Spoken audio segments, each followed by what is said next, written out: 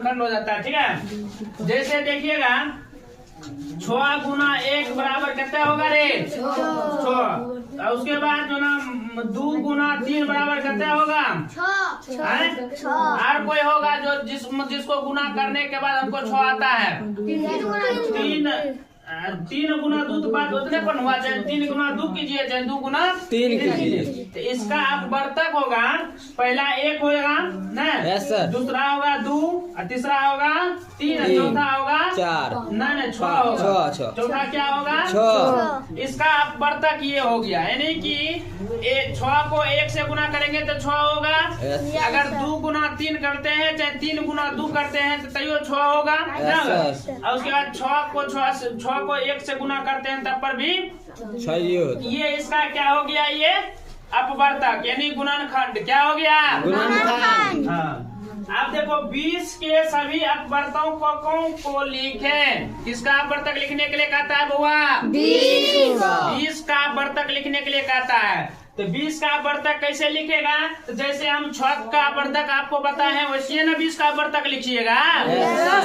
तो 20 का अपवर्तक हम बताते हैं, सबको मिटा देते हैं। ये 1 नंबर का था, ये 2 नंबर का है, ये 3 नंबर का है ना।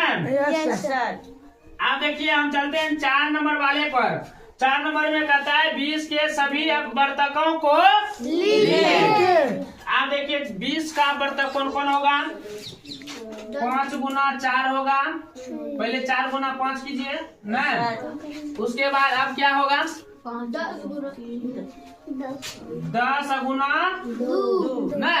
उसके बाद क्या होगा बोलिए 20 गुना 1 भी होगा या 1 गुना 20 भी होगा ना। और बोलिए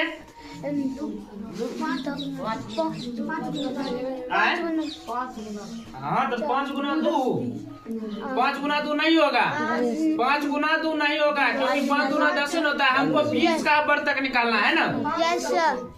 10 दूना 20 हो गया, 5 चौका 20 चाहे 4 पंचे 20, उसके बाद 10 20 से कम 20 चाहे क्या हुआ 10। तो 10 गुना दिए ना है जब, तो 20 का अपवर्तक कितना होगा 1 2 4 5 10 और 20। ये सभी 20 के गुणनखंड हैं। ये सभी किसका गुणनखंड है 20 का गुणनखंड है। समझ गए। तो इसी तरह का सवाल आपको इस चैप्टर में प्रश्नावली 9 में आपको मिलेगा। समझ गए। आप देखिए बुक के अनुसार आप देख रहे हैं कि खाली स्थानों को सही संख्याओं को भरें।